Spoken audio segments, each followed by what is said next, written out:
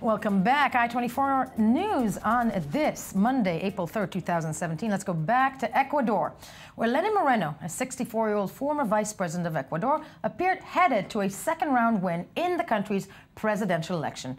To discuss if this is really a win for the left, Tal Reshef, consultant in South America and Asia, is joining me in studio. Mr. Reshef, good morning to you. At the end of the day, is this the death of the left? Well, it's part of a process. It's not death, you know. It's not one blow. But we can see the decline of the left with the going out of Mrs.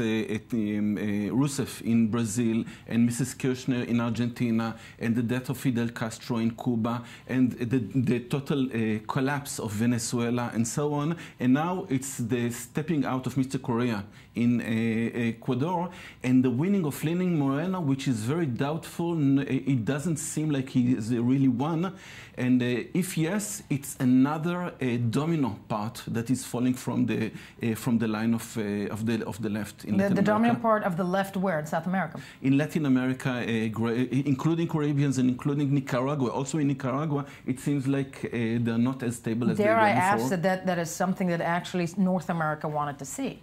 Yes, of course, especially Mr. Trump, definitely. But it's part of something that I'm not sure that he will be very happy with this, because it means the more independence of Latin America. Of course, they are not pro-Russian anymore for a long time, but they are not going to be more pro-Americans, especially with seeing the fight between Mexico and Mr. Trump. So this rising of the right wing, it's only right wing in the sense of economy and independence and pride. I'm not sure it's good news for United States. Right, that's going to. It's not necessarily something that's going to help them a lot. But corruption was a major problem. Absolutely, yeah. It seems, and I'm cautious because I haven't checked it, but it seems that this election was not very clear if it had real results. The same happened, by the way, the last time that Mr. Correa won the elections.